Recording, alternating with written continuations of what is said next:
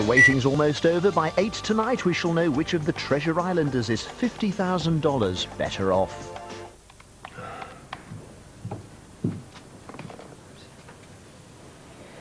So how are you feeling now?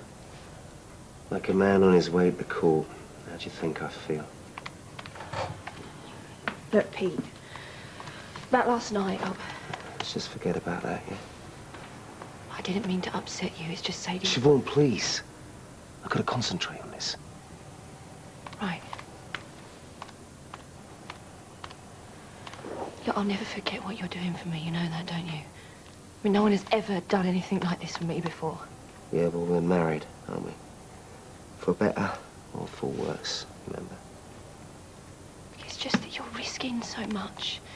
And I can't help thinking this is going to blow up in your face. Look, it's all going to be fine. You've got to believe in that.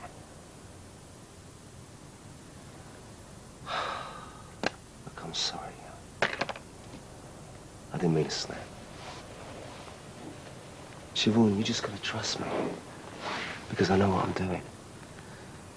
I've just been so worried. Please, stop.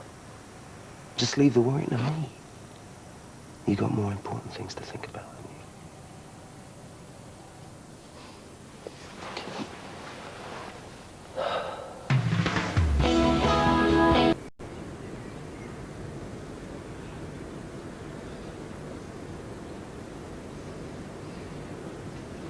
Siobhan? What? Are you okay? I've been so worried about you. When I woke up this morning and you were there, I didn't want to think. I couldn't sleep, so I went for a walk. Well, let's go inside. We've got to get ready for court soon. Siobhan, what is it? What do you think? I feel like I don't know what's going on anymore. It's like I'm losing my grip. Come on, darling, let's get you inside. You're freezing. I'm all right. No, you're not. Darling, come on.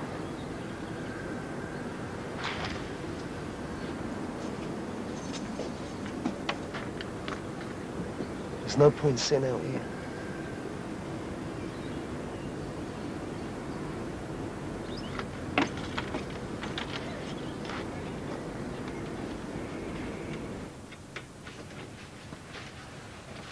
Come on, sit down. Here.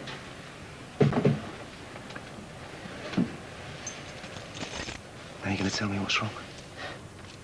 What do you think? I feel like I don't know what's going on anymore. Who to trust? Well, you can trust me. Can I? Yes, of course you can. Look, I thought I'd explain this all last night. Why I had to tell the truth. I had no choice. What about me cutting myself? Why did you have to mention that? How's that going to make me look, Pete? Siobhan, I told you I did that for your own good. It shows how bad you felt. How you couldn't live with the thought that you killed Josh. One minute you're saying that Gavin pushed you into what you said.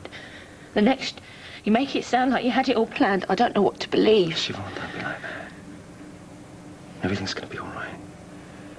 The jury will realise that you were scared and that I offered to take some of the blame because I was worried about you. Once they understand that, they're going to go easy on us both, I'm sure of it. Right, all set for court? I can't go today. I've got to look after this place. Oh, right. Yeah, I wish I could go to be there for Siobhan, but especially after the stunt people just did. Yeah, but I'll give you a rundown later. Yeah, I'll hold you to that. Let's hope it's good news, eh? Well, I wouldn't count on that. The way things are going, Pete's going to get off scot-free. Again.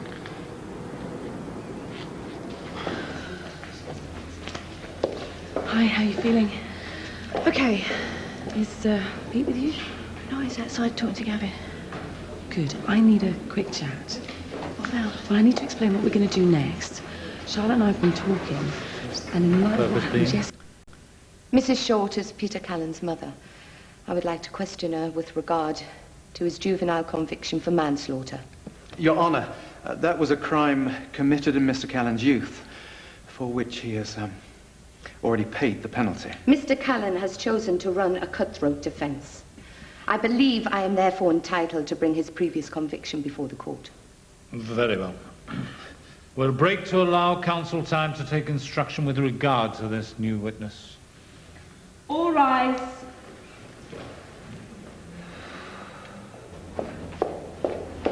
Mum? Pete, get Diane out of here. Pete, what's happening? What's your mum going to say? Not now, right? Pete, what? Diane, wait, please. You're going to tell me what's going on. Is it true you already have a conviction for manslaughter? Di, you got to leave. You can't stay. I'm not a kid anymore. Too many secrets have been kept from me already. Look, I'm not asking you what I'm telling you. Not unless you want to get hurt even more. No, I won't. I want the truth, Pete. And if this is the only way I get to hear it, then I'm staying. Confirm that you are the mother of Peter Callan. Yes, I am. Why is it you have a different surname to your son? I remarried when Pete was about 11. I see. And you're a widow now, is that right? Yes. And your husband, Kevin, died in 1975. Yes. Could you tell the court what happened on the night your husband died? He went to work as usual. What was his occupation? He was a security guard at a warehouse. Please continue. I was at home with my stepdaughter, and there was a knock at the door. It was 2 policemen. They said that Kevin had been killed by an intruder at the warehouse. That must have come as a terrible shock to you. Yes, it did. They told me that no money had been taken, that there was no signs of forced entry. They weren't sure what had happened. Was Peter at home at the time? No. I did try to get in touch, but I couldn't. He eventually came home very late that night with cuts and bruises on his face. Did you ask him where he got them? Yeah. He said he'd been in a fight. I thought no more of it until the police came back. And they said that a witness had seen Peter and Kevin arguing at the warehouse. What happened next? Peter was arrested and charged with manslaughter. Quiet, please. So, in fact, Peter had killed your husband, his own stepfather. Yes. What was the outcome of your son's trial? The jury found him guilty. In my records, it states that he was sentenced to 3 years in Borstal. That's right. Did you see your son during that time? No. And what has your relationship been like with your son since his conviction? Until Monday, I hadn't seen him for 25 years. No more questions, Your Honor. Mrs. Short, how did Peter and Kevin get on? All right. Can you elaborate? Well, they had their ups and downs, like everyone. Did Kevin drink? A bit.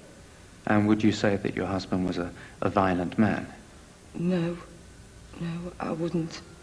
Did your husband ever display any violence toward your son prior to the fight that led to his death?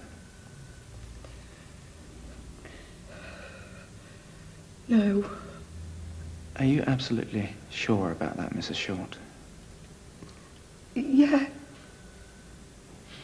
Your Honor, I'd like to recall Peter Callan to the stand, if I may. Mr. Callan, please remember you are still under oath. Mr. Callan, as a child, did you ever suffer any violence at the hands of your stepfather? Mr. Callan? Yes. Can you remember how old you were when this first happened? I was 11. And from then on, how often did your stepfather physically abuse you? Every week. Sometimes every day.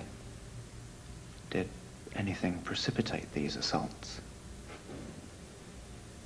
Well, I guess he just didn't like me very much. No matter how hard I tried, I just seemed to wind him up. It was worse when he was drunk. And did he drink regularly? All the time. Was your mother aware of your stepfather's violence towards you? Yes. She didn't want to do anything about it.